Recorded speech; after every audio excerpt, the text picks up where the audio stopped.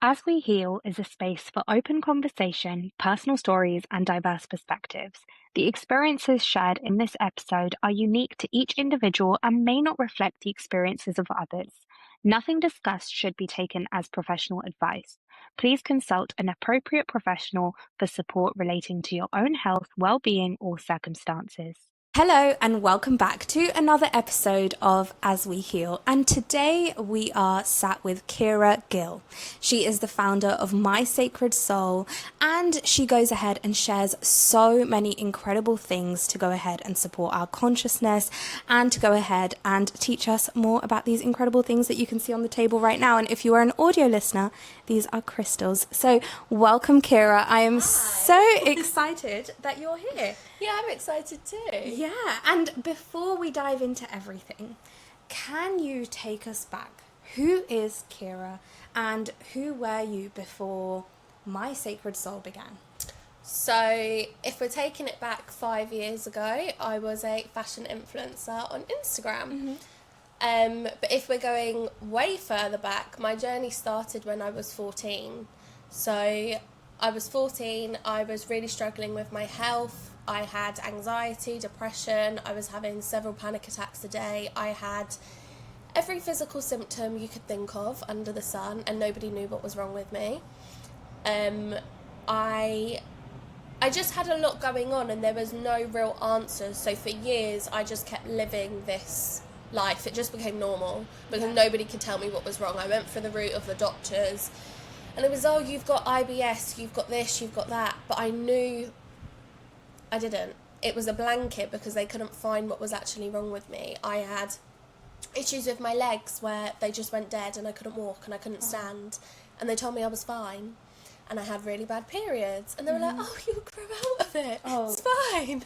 I can't deal with that one. You'll grow out of it. I'm in it now. Exactly. And what, you want me to wait 10 years to feel better? So there was a lot of back and forth, to say the least. And then I was 17 and I was in sixth form and everything just got way worse. I dropped out of sixth form because I just couldn't keep up with work, like schoolwork, and I couldn't keep up with schoolwork. I was so mentally drained and I had such bad anxiety and depression that I couldn't function. Like for years I'd carried on in this way, and then it hit a point where I was going to school for one term of the year because I was taking that much time off. I was going to school to get sent home. I just couldn't cope. I couldn't function. Again, I had no answers. And then I kind of just hit rock bottom. I was suicidal. So my head teacher basically said to me, just drop out. It's the best option because it alleviates all the pressure of school and that side of things, and I can just focus on surviving the day. So that was kind of that. But during that same time, I started my Instagram, and it was actually a self-care, spiritual Instagram, and I always loved fashion.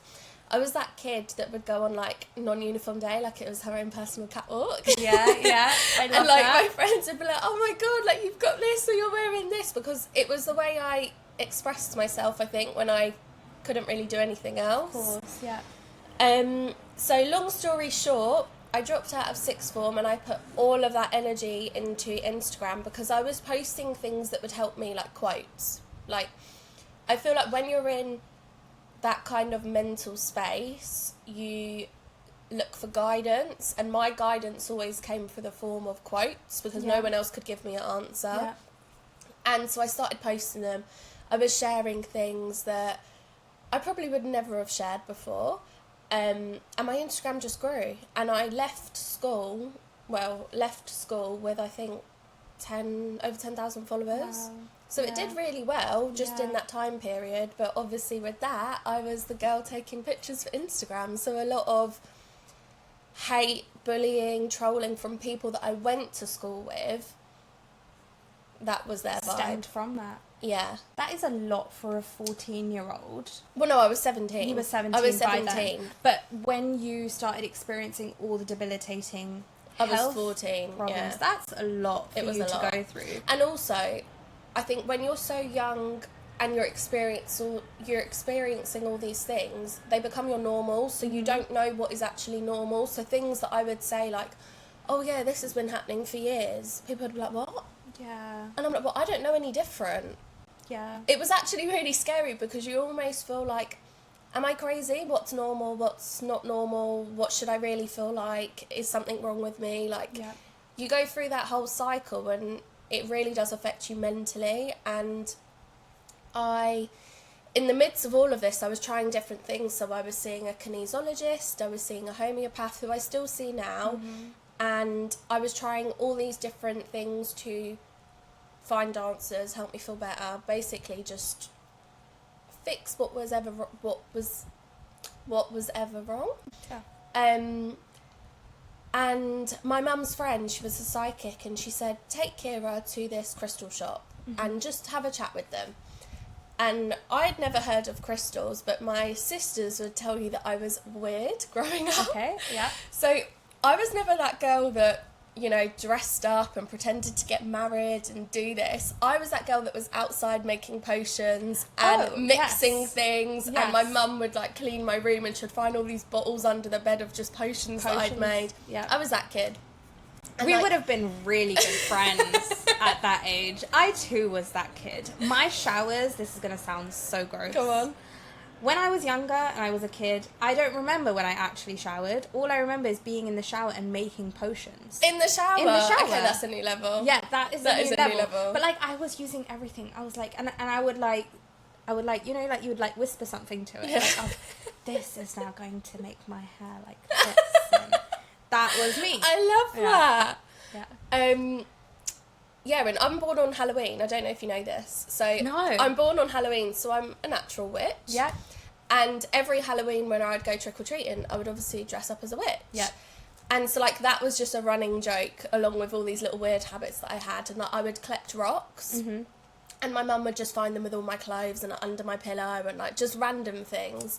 And I would have all these, like, boxes just full of random shit that I've collected. They have no significance at all. But I had that, I don't know what you'd call it, but I just had that curiosity about things that normal kids didn't. Yeah.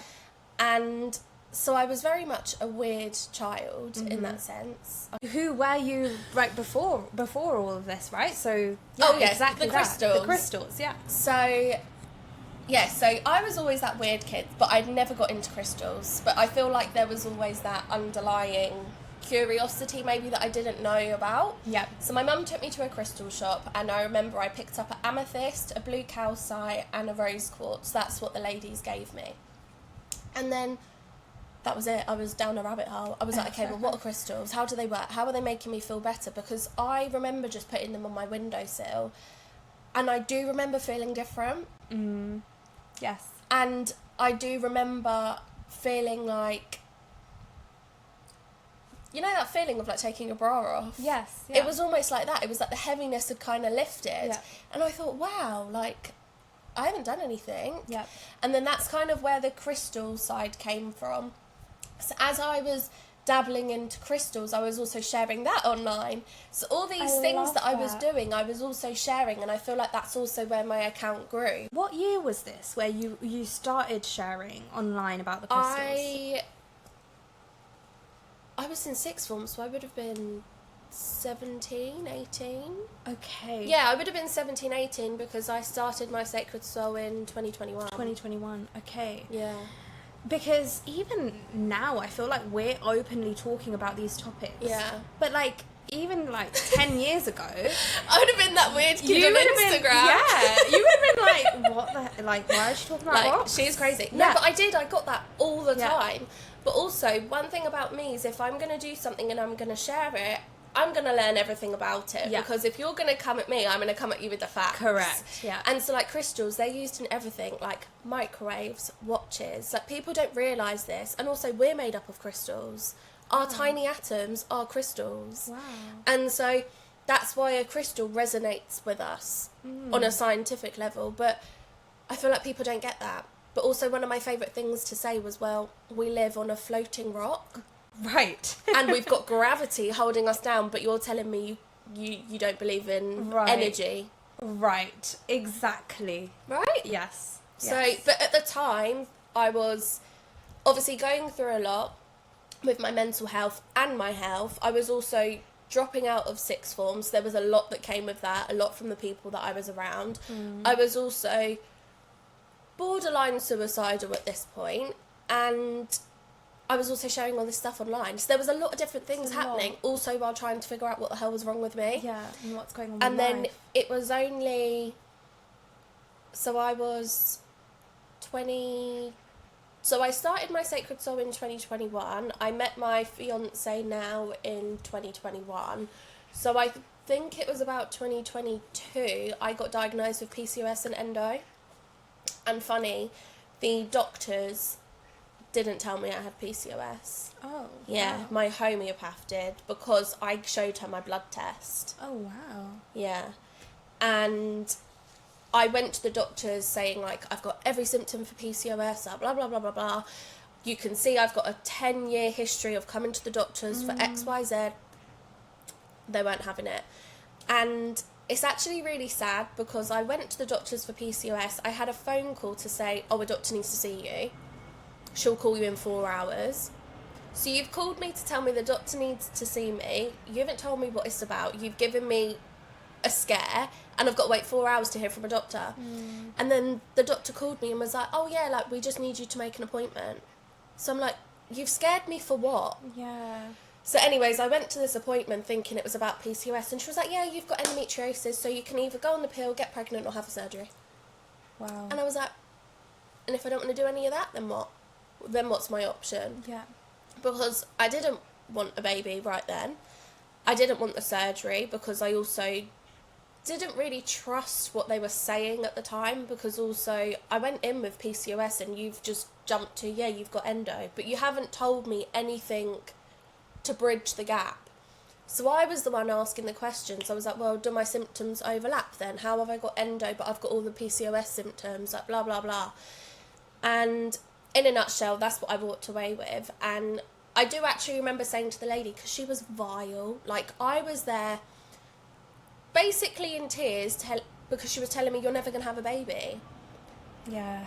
And also, if I want to feel better, I need to have a baby. So how does that work then? Yeah, And I said, exactly. well, I don't want to have surgery. Well, go on the pill then. But I don't want to stop my periods. I want to bleed. I want my natural cycle. Exactly. And I remember saying to her, would you say that if you had a daughter with endo? So I was thinking, woman to woman, how are you...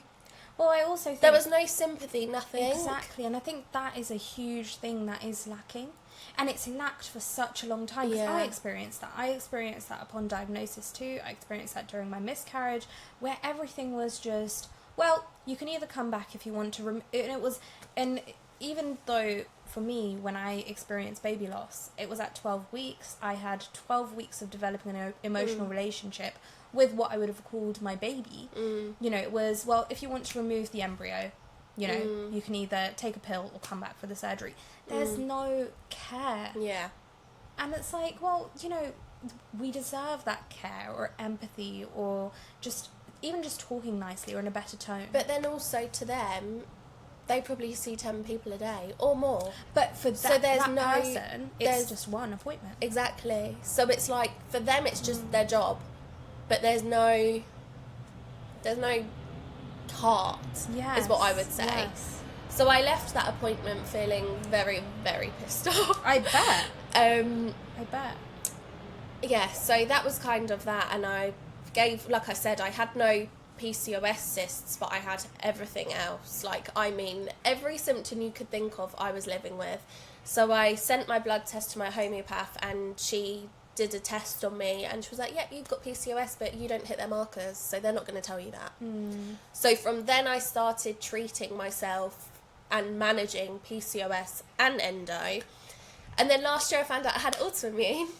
So it was all these different things that I've been navigating for years, but because I had all these symptoms and I didn't know what they came from, I learnt to manage these symptoms. I just didn't have a label, Yeah. if that makes sense. Yeah, that makes sense. So alongside all of that, I went for a reading when I want to say maybe 23, so this was probably only 3 years ago, and my mum actually went for a reading, and the way this lady does her readings is she calls herself a telephone line for spirit. So she holds your hands and she closes her eyes, and she's just the message. She's the messenger, basically. Yeah. And when she wakes up, she doesn't remember anything. Yeah. Yeah. And my mum went for a reading, and she said to my mum, I need to see your youngest daughter. And when my mum came home and told me that, I was like, what? Yeah. Like, why? What have I done? And I went, and it was my first reading in that way. I'd been for readings before, but they were more like tarot or that kind of thing.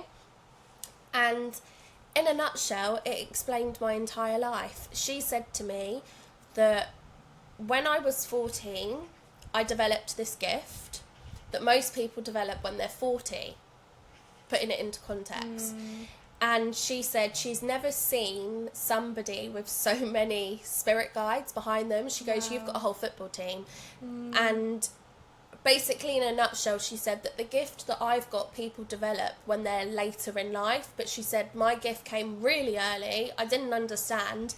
So it led to all of these other issues because spirit want me to live a life that I wasn't going down. Yeah. Basically because I didn't understand it. And obviously at the time I was doing my Instagram, and that was very, I want to say, for a long time that was me, but then it started to not be me because I had changed, but I also hadn't maybe shown that online, or maybe I almost feel like I was living 2 different lives because nobody knew how ill I was online. Even though I'd shared dribs and drabs, I never really spoke about it because when you're in it, it's very raw and vulnerable, and I was never really like that. Yeah. And then so I was living this life, and then on the other side I was living this very spiritual life, and also at this point I'd started my Sacred Soul, which also stemmed from my Instagram, because it was actually one of my followers who's now one of my clients, and he said to me, you should start your own crystal business. And I was like, no, because everybody always said to me, oh, you should start your own glasses line, because I've always worn glasses. And I was like, no. And then I don't know, the idea was in my head, and I'm going off on a tangent. No, but this is great. This is how my Sacred Soul started. I was lying in bed one day because I had really, really bad insomnia, and I was scrolling and I just saw an ad for a crystal healing course, and I just bought it there and then. There was no real thought about it, but like I said, if I'm doing something, I want to learn everything about it, and I thought, well, what better way to learn about crystals than doing a whole course in it. So that's kind of where that came from. And then I was having a shower, and I'm a Scorpio, so I do my best thinking in water. And I had this thought, and it was like, I just need to start my own business, and this is what I'm going to do. Yeah. And I had no real business plan. I had no concept. I just knew this is what I'm doing. And I told my mum and dad, and obviously seeing your child be so sick, be so physically unwell and mentally and suicidal, you just want your child to be happy. And obviously my parents were never annoyed or anything that I dropped out of school. My dad was the first one to say it. He was like, well, drop out of school, you don't need to be in school. And they've always been really, really, really supportive. So, and they were supportive with my Instagram, like they were supportive with everything. So when I said to them, this is what I want to do, we all sat down and they were like, right, so what should we name your business then? And I remember, so back to that first reading, she had said to me, basically that I needed to go down this path. And I told that to my parents. I told them what had happened in the reading. So when it came to this conversation, I think they had that reassurance of like, okay, this is what she needs to do. So they was even more supportive than I think they would have been, because they knew it was coming from a place of spirit said this. Yeah. So we were all sat there having this conversation, and my dad was like, oh, what about like Kira's crystals? But I knew I didn't want crystals in the name, because I thought this is going to be bigger. This is going to be bigger than that. I don't want to be tied down to a name that keeps me in a box. Yeah. And I had actually had a reading done online so this is separate to the other reading, but I had a reading done online, and this girl, she basically tunes into your energy and she sends you it in a form of a voice note. And I was going through something really, really tough at the time. And I'm talking, this was years before my Sacred Soul came about. So this was probably about when I was 19, putting it into context. And I had a note in my phone of everything that she had said. And something that she had said to me in my reading is that I had my spirit team, which is what I call them, my team, dancing around me, and I was in the middle crying because that's the state that I was in at the time, and they were chanting, "You're a beautiful sacred soul." Oh, wow. And I wrote down everything that she had said. I wrote down everything that she said in my notes, because obviously she had said it as a voice note. And when I was sitting there with my parents trying to come up with a name, I went on my phone my whole life. That you've not, obviously you don't realise until later, but it's amazing. But this is it.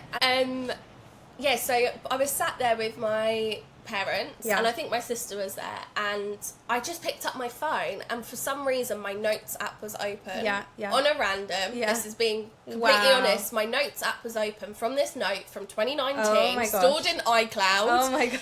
And Sacred Soul was in bold. Wow. And I just thought, Sacred Soul. There you go. And then I was playing with it, and I was like, Sacred Soul, your Sacred Soul, my Sacred Soul. And I thought the whole point of this business is to help people, and to help people become their best version in whatever capacity that is. Exactly. And so I was like, my Sacred Soul. When I said that to everyone, they were like, yeah. And that's how I landed on the name. And then, so now fast forward to this reading that I've gone to with the lady who channels, and Spirit basically said, we want you to live this life, but you're living this life, and so the only way to make you switch is to make you suffer, because most people turn their pain into power. And you look at all these different healers, they've all got an origin story, they've all been through the struggle, and that's where they have decided to help people. And so I made the switch. And I think I mentioned this in my reel, is that one of my goals when I left school was get to 100k on Instagram. I just needed a goal. I needed something to work towards. And so I remember I hit 100k and I just burst into tears, and I was like, I'm done. I was like, I've checked out. I did what I wanted to do. I've created this beautiful platform, but also at the same time, I was really struggling with my PCOS. Not so much the endo, because I don't feel like I ever knew that was there. Apart from having a painful period. But with my PCOS, like, I gained so much weight. I lost confidence. I just didn't like looking in the mirror. So then to take pictures of yourself to post on Instagram for millions to have an opinion of, because that's what my account views were on, it's a big thing, because I would sit there and I'd pick away at every part of myself, and I just thought, this isn't me, this isn't who I want to be, I don't want to be doing this. So towards the end, I really hated it. And then, so when I hit that 100k, I was like, yeah, done. I've hit that goal, I'm done.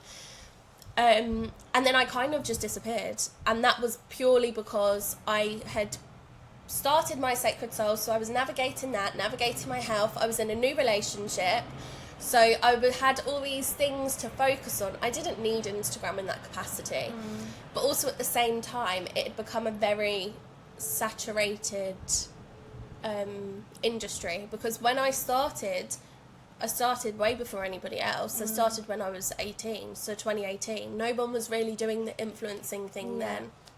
I blew up during lockdown, which is also when TikTok started. So then all these other people were getting into it, but I was not in a big-headed way of saying I was that one step further, but I had all that time behind me to grow my account. So yeah, of course there were people that were growing like that, but I had more of a sense of a community because it had been nurtured over so many years. And so like when I stopped posting, I would have people DM me like, are you okay, like where have you gone, kind of thing. But I didn't want to explain. I almost wanted to hide because I couldn't navigate what I was going through.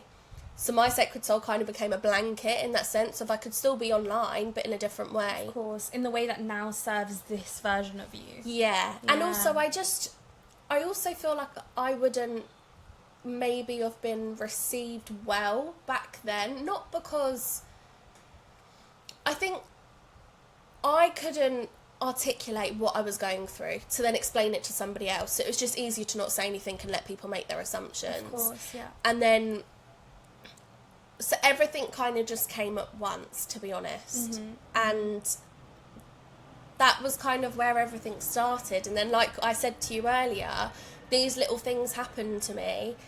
And it's like divine timing. I'm being pushed off course to do this, to do this, to do this, to have this intuitive download, to then do this step, to then lead me somewhere else, which is how I feel like I've ended up here today. Yes, exactly. And I mean, the way that even you and I had connected, at the point that you and I had connected. And I remember that first time when you and I had that conversation, and I just remember sending you a voice note and being like, sorry, you're going to think I'm really weird, but are you into this? And then you into this? And you're probably like, what a weirdo. But then at the same time, you were like, okay, maybe I get it. I think it's just, honestly, I always say to my friends, like, I want to write a book because I feel like I've got so many different stories to tell and I don't have a way to tell them. And I think people would be like, what the hell? Like, when I see my friends and I'm like, you know, we're having a catch up and a yap and whatever, and I'm like, so yeah, that's what's happening to me. They're like, are you okay? Are you actually okay? And I'm like, yeah, this is normal. Because I feel like I'm 26. I've been going through this since I was 14. So when I'm going through it, I'm like, oh, it's shit, obviously. But when I come out the other side, I'm like, oh, I get it. It was so that X, Y, Z could happen, which led to this, which led to this. And I almost feel like now I've adopted that mindset of when I'm going through something, what is it teaching me? Because when I was supposed to come on the podcast and I was really ill, that came out from nowhere. Right. Literally nowhere. And then since then, a few things have happened, like I said, and now I'm here, but now I get to share them. Yeah. Whereas, and now you understand why. Yeah. Whereas someone else would just be like, oh my God, what is happening? I'm like, yes, what is this teaching me? Like, what's the lesson here that I'm missing? Yeah, exactly. I'm trying to remember this one thing because even last year was a really pivotal year for me personally too, where I learned so many things about myself and so many things about who I would much rather be. And I remember every time I go through something, I will say to myself, and last year this was a practice that I was doing every day. So I'll be like in the car driving, my human side is really feeling all of this, and I'm like, it's okay, it's not happening to me, it's happening for me. It's not happening to me, it's happening for me. And I tap my chest like this, and I'll be like, it's not happening to me, it's happening for me. And I remember it would just create this little switch in my brain that would make me feel as though, okay, I understand, I'm navigating a harder season right now, but no matter what happens, we'll get through it. Yeah. I love that. And I think also a lot of people are kind of landing on that now of it's not happening to me, it's happening for me. I feel like that, especially a lot of people that I know, that is kind of what they're landing on. Because I think also I do think the world's changed since lockdown. I think so. And I think people are waking up and people are becoming more trusting in a bigger picture. Because I do think since lockdown, a lot of good has happened. Like, you know, a lot of people are working for themselves. A lot of people don't really follow certain lines that are there. Matrix. Yeah. Okay, I'm glad you said it. But do you know what I mean? So I feel like now the things that I do are received differently. Whereas 10 years ago, people would be like, yeah, she's a nut job. Yeah. Well, no, I used to get called this as well. Oh, really? I always used to get called this. By family members, and I know I spent a lot of my life very secluded from everyone until I decided to be online. But obviously the online space that I take on my Fitness with Keisha page, I'm very much supporting women going through PMS. So it's very different. And now I think my throat chakra is just opening and opening and opening because I'm here talking about these things I actually have never spoken about on social media. And I was talking to my friend about this. I was like, I feel uncomfortable even posting these episodes because I'm like, wow, you guys are all going to see the side of me that everyone I know close to me calls me weird for. But also, I think being weird is wonderful. I love it too. Who wants to be the same? Correct. I love it too. Like, Keisha, what are you doing on a Friday evening? Oh, I'm painting mushrooms on my wall. This is what I do on a Friday evening, guys. I'm not going out. I'm painting my picket fence pink because I just But want I don't to. even think that's weird. No. I think that's normal. Correct. Or I'm journaling to my future self. Or what did you do this morning? Oh, I sat down on the floor. I envisioned a tree coming out from my root chakra to whoever will get this and going straight into the earth, and then I spoke to my version who was 14 years old. That is what I did this morning. Yeah, I love I feel like I've met my twin, Yeah. honestly. That's what I did this morning. When me and my fiance are out, I'll just go hug a tree. Yeah. Like, shoes off, go hug a tree. I'm like, come on, I'm going through some shit, just absorb it. Yeah. And he used to look at me like, yeah, she cray-cray. Yeah. And now he'll do it with me. Yes. Not maybe out of choice. Yeah. But I'm getting there. And also, like, little things. Like, when I got into crystals, all my family were very much like, what? And, like, now, Kira, have you got a crystal for this? I need a crystal for this. Can you give him a Black Tourmaline? I need a crystal for my car. Yeah. What should I use for this? And I'm like, I think once you do it and people around you see it, they're like, oh. Oh. Yeah. It just takes that one person to take that step. Yeah. Like, even some of my other friends, like, that are maybe a little bit more religious or are very different, they've got their own beliefs, they'll still come to me for crystals. Yeah.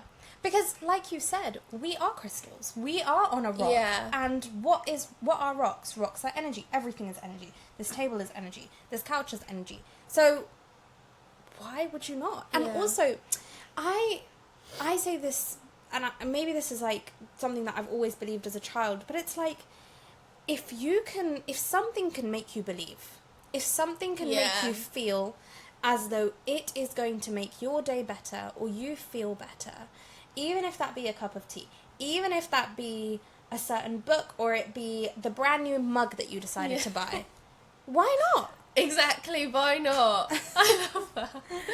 I love that. And even you said, like, your fiance was looking at you and he was like, what a weirdo, but now he does it himself. So And don't get me wrong, it'll take a bit of persuading. Exactly. And I know when he's watching this, he'll be like, how have you just told the world that? But, like, he will. Yeah. Well, if this is going to make him feel better, I used to do my vision boards and Yeah. my action boards. I've done them for years, and Brad and I have been together for a very long time now. And initially I'll do them and he would literally look at me, why are you sticking random pictures? Why are you sticking a picture of your face on this outfit on a board to then put in the house that also does not look aesthetic? Like, he would literally think that. Until he then started coming up to me and being like, Keisha, how did you make that happen? Yeah. That was on your board. It's now here. Yeah. How do you do that? And now he does it. It's so Yeah. funny. It's I so love funny. that. I love it. I love when you're with people and you see, like, little parts of yourself coming out in them and you're like, oh, I taught you that. Yeah, Or yeah, like, I know. I planted that seed. I know. And it's like, oh, yeah. Cute. Keep on going. This is cute. I love that too. I do, I love that. I also love that it sounds like you've had very open parents who Yeah. are very open to this. I think that's truly a blessing. I know for so many of us, we are worried about, what are other people going to think when we decide to go to a crystal shop and come out with loads of different crystals. So tell me, and I have this question, for your PMOS and your endometriosis that you went to, did you gravitate to any specific crystals that helped you? I struggled physically with symptoms, but I think one of my biggest symptoms was sleep and stress.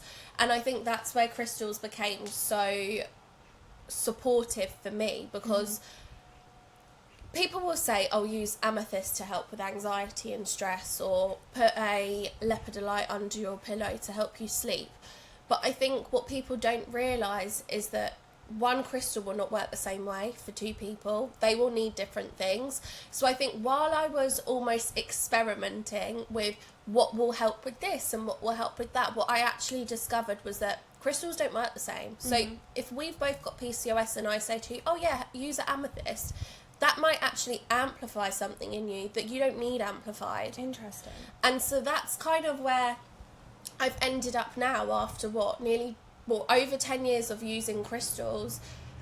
I it's a bit controversial, but I wouldn't say to someone, oh yeah, just use this to help with that symptom. I would look at, okay, well, what's causing that symptom? What's the pattern?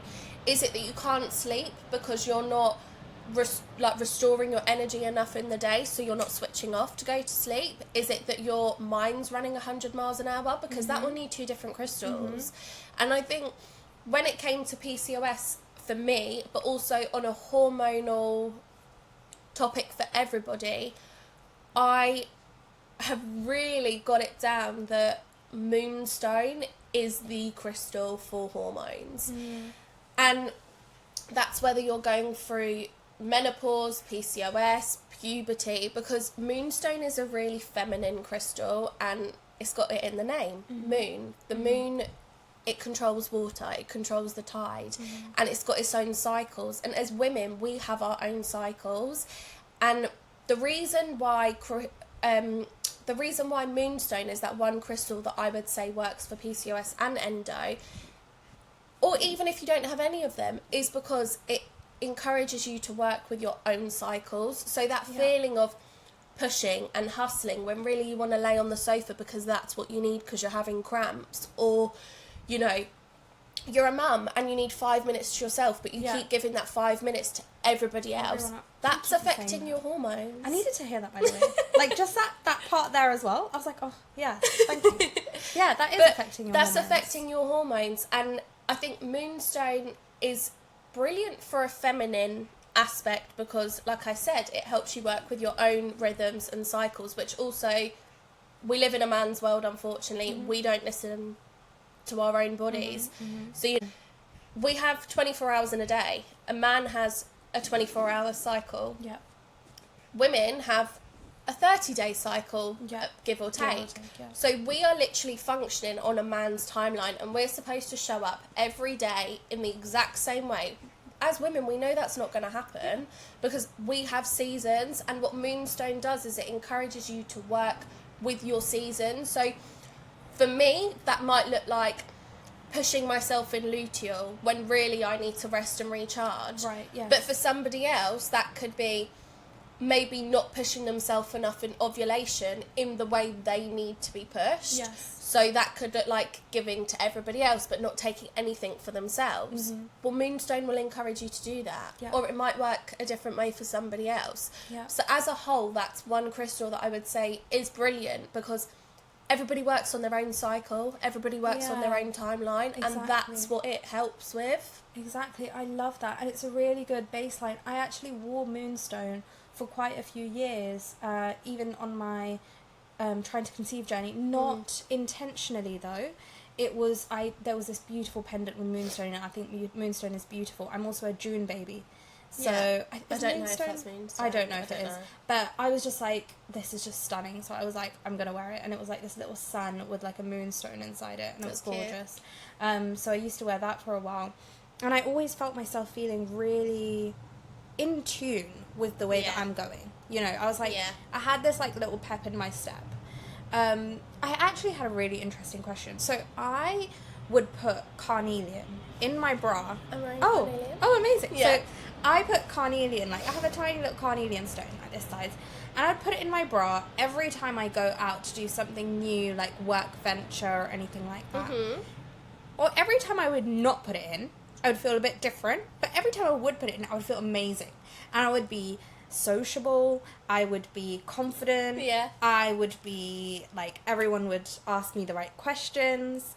And why? So Carnelian is also great for PCOS because it gives you that get up and go. So I would say Carnelian is that one crystal that will literally help you tackle your to-do list. It builds momentum. It's a fiery stone. But obviously it can be used for different situations depending on what people need. But as a whole, Carnelian is, I want to be seen. I want to be confident. I want to show up. I want to be a magnet. And that's why when you would wear it, you would feel different because that's what's working with your energy. So what happens is a crystal not only works with our auras. So crystals, when they're formed over millions of years and they're bashed and hit. And They get an electric-magnetic field, right? So that's what makes it different to a rock. A rock has no electronic field. But as humans, we have an aura.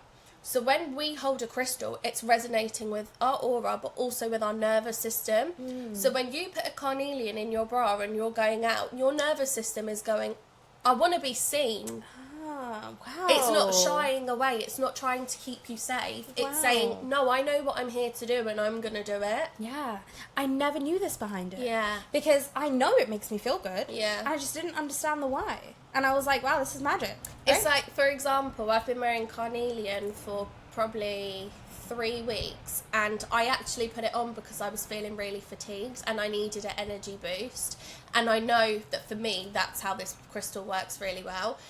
But when I do a reflection on the past 3 weeks, I have done everything possible to be seen. Like, for example, sharing that reel on Instagram that I would have never have shared. Yeah. Being here today, all these different things that I would have tried to shrink or hide from, carnelian makes me want to be seen. But that's because I've been using it gradually.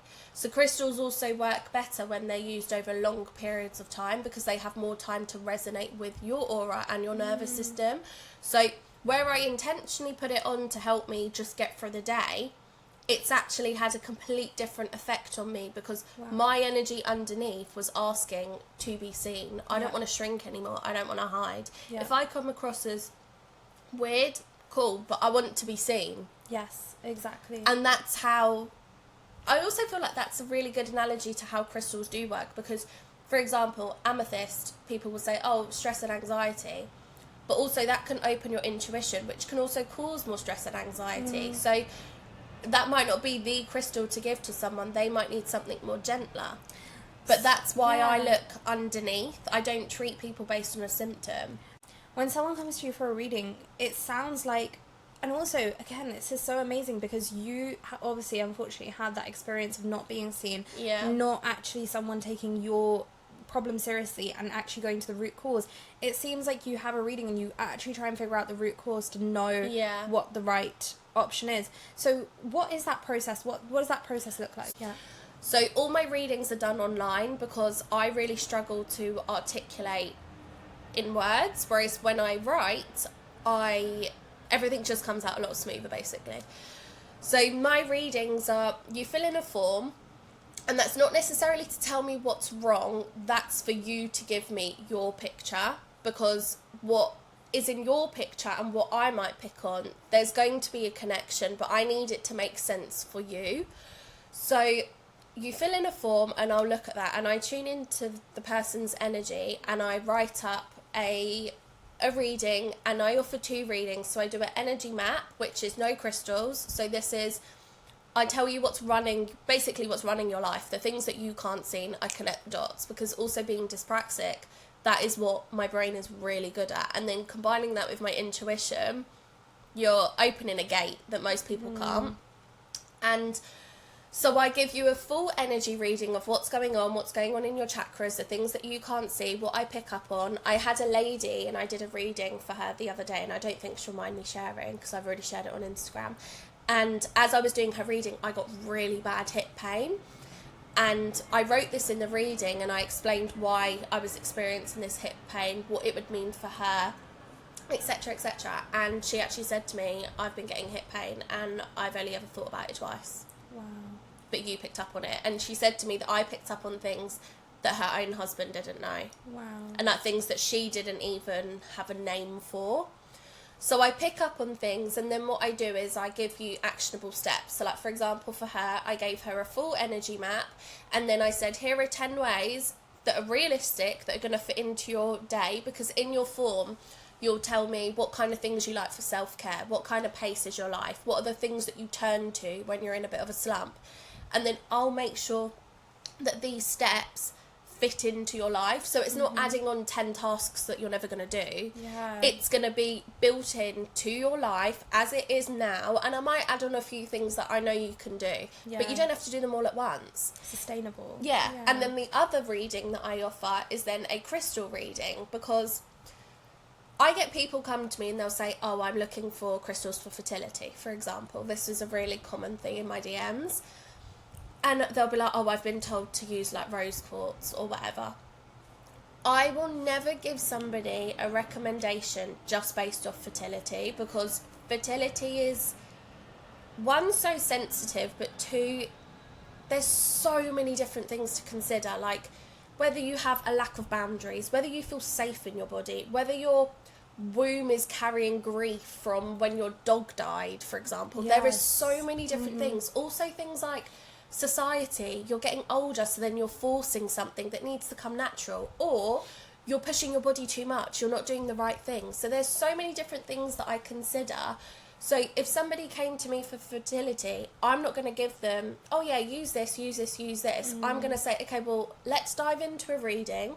Let me read your energy. We'll map exactly what's going on. And I know fertility is a main goal, but if we don't start with this, you're not going to get that. I love that. And I had a lady once, and she used to get really bad back pain, like horrific back pain, and she wanted a baby. And I said to her that her sacral and her solar plexus was blocked. That's what her back pain was. And so I guided her to some crystals to use, how to use them. And again, her end goal was having a baby, and she fell pregnant. Wow.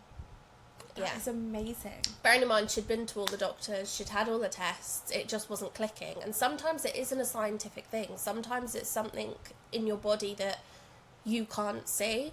And so, for example, when I do my crystal readings, I do map out your energy, but it's a lot briefer, because then what I do is I dive into, say, 5 to 7 crystals, whatever I think you need. Sometimes it'll be more, sometimes it'll be less, sometimes I'll put in cleansing rituals if I feel like that's going to benefit you first, and then I will tell you which crystal to use and exactly why, map to your energy, why it's going to support you, what intention to use. Again, fitted into your habits, your self-care, all the things that you've told me, so it's not too much effort. Crystals work, I will feel physical symptoms, but also sometimes things will just come out from me and I'm like, wow. I think sometimes it's almost like imposter syndrome of like, I actually do have this gift. I have to remind myself. And there's one lady, and I did a reading for her dad, and she basically told me that her dad was really ill, but they didn't know what was going on. And I felt something in his lungs, and I just said, like, he's holding a lot of grief. Like, I went into what I could feel in his lungs. And then I sent them the reading.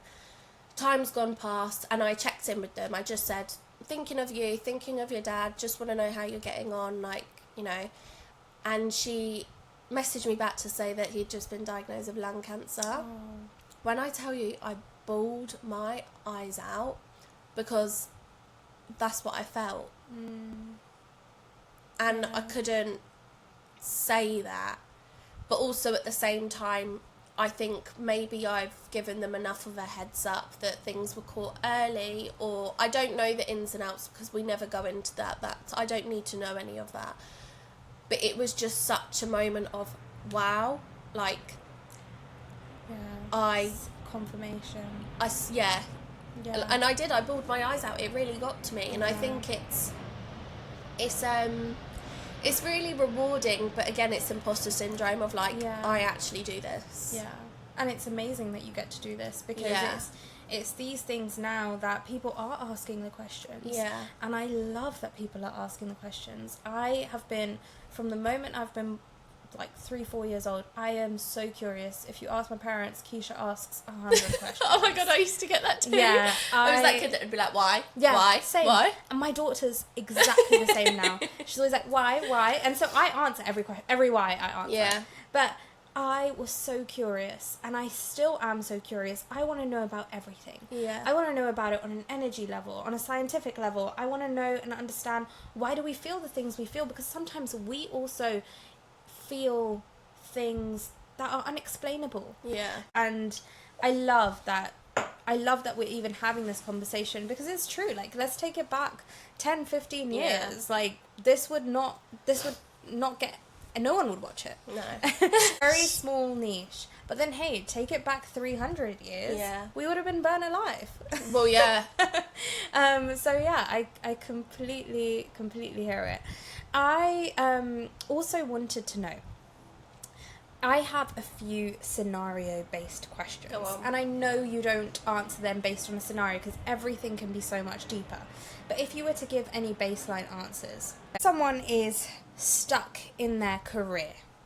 Okay. They are struggling to grow in their career or struggling for motivation in their business.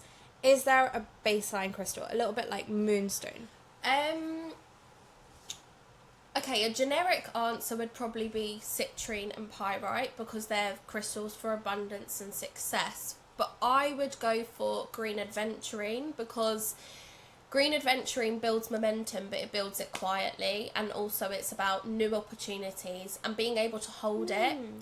But also at the same side, for me, it would depend on, okay, well, why are you not happy in your career? Is it because it's not fulfilling your purpose? Because then that's a whole separate conversation. Or is it that your boss is toxic and you just actually need some boundaries? Yes. So that's what I would say is green aventurine, but I would dive deeper.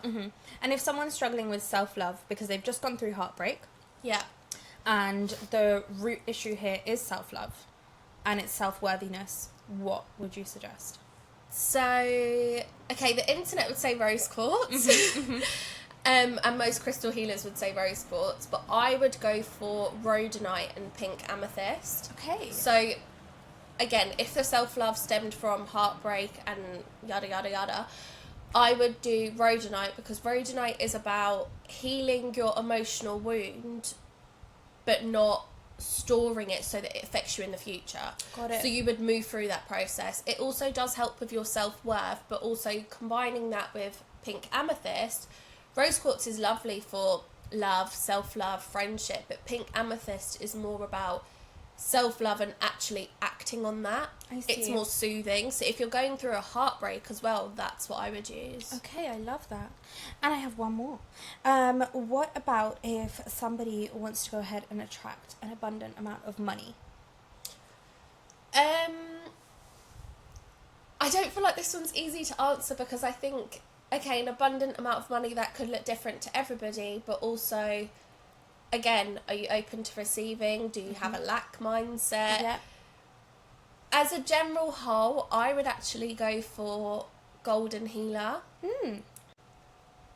I would maybe pair that with citrine because golden healer is, it's actually one of my favourite crystals because it's a deeply cleansing crystal.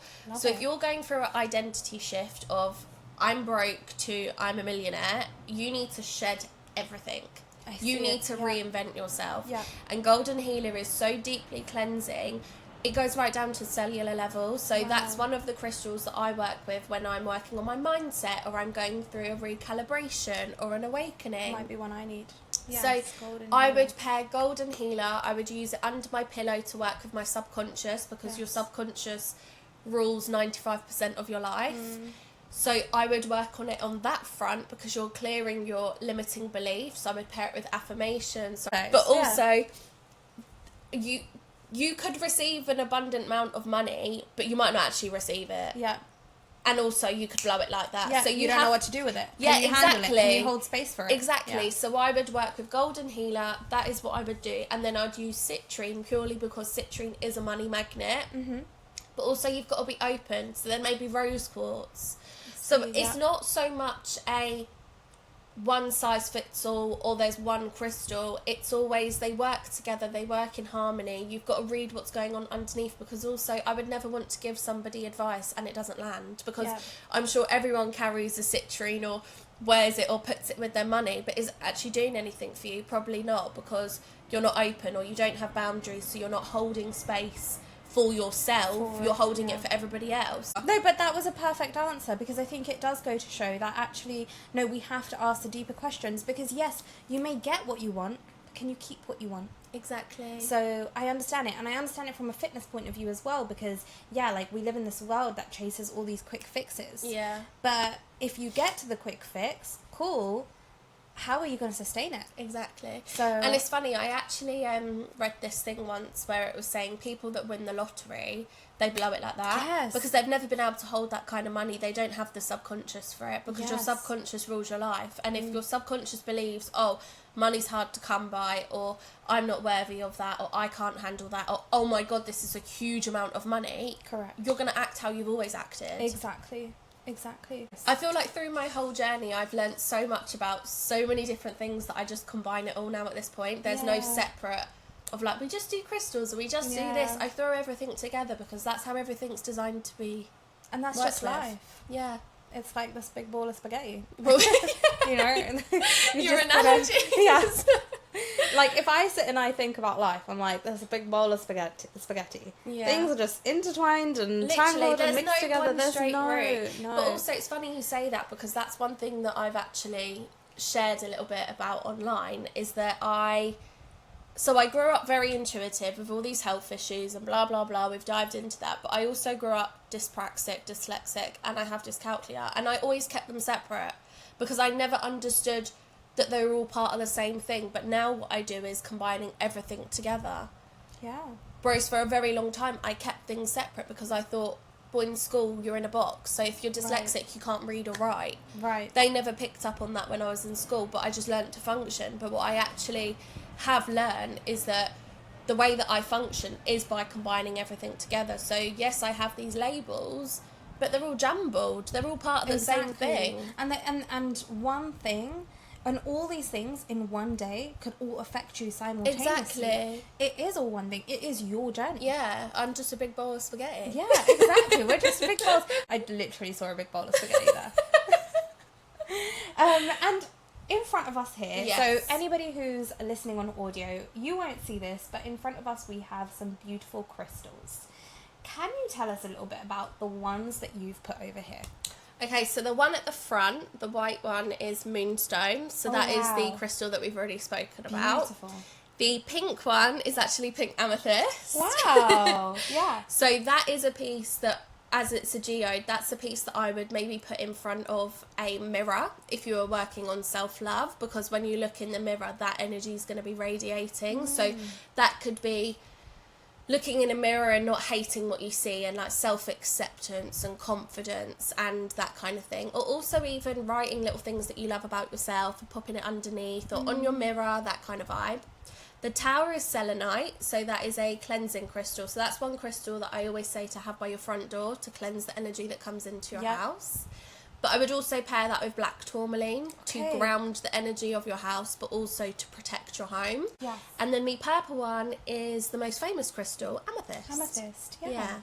So amethyst is brilliant for anxiety and stress. It helps with sleep, but also it can be used for so many different things. So it's even really good for studying and helping you retain information because your mind's more quiet. Yeah. Brilliant for meditating. I always have an amethyst on my desk when I do a reading, just because it's almost like an anchor for peace. Yeah. That's the way that I would explain it. But I just thought they were a cute little collection to bring. They're beautiful. I absolutely love this. Do you know what? I knew you would. Yeah. I knew you would. I love it so much. It's really grounding. Yeah. Well, thank you, Kira. If someone listening is curious about spirituality, but is fearing judgment, to open up about whether that's exploring spirituality or crystals, and are fearing that judgment, just be weird and embrace it. Yeah. I feel like you will be judged for no matter what you do in this life, whether you've got blonde hair, whether people think you look better with brown hair. Just do it, because also at the end of the day, it's your life. And I'm not saying dive into it and then announce it to the world. Just do it at your own pace. Do it in your quiet time. Do it in your downtime. Start with a book. Start with meditating. You don't need to announce it to anyone. No. Just let yourself reap the benefits and then let it flood out. Yeah, it's their journey. It's your journey. I love that. And if you could say one thing to younger Kira, what would you tell her? Trust the process, because it's a wild journey. Yeah, it's a wild ride. It's a wild ride, but it makes sense at the end of it, or further into it, shall I say. But really just trust the process, and also being intuitive, being sensitive, they're not things to be afraid of or weaknesses, and it doesn't make you weird. No. It doesn't, because there are people out there that are exactly like you. Exactly. So, yeah, just trust the process, I guess. Yeah. And I want to start this new thing where it's like, any guests that we have, I get them to finish a sentence based on what they think healing is. So the sentence is, as we heal, we become the best versions of ourselves. love that. Yeah. I love that so much. Well, thank you so much, Kira, for being so much here. for I having had me. so much fun. I learnt so much as well, and I'm so excited to now go share this with my friends and to, of course, share the episode with all of you. So, and yeah, I hope you all loved this episode, and stay tuned for the next one.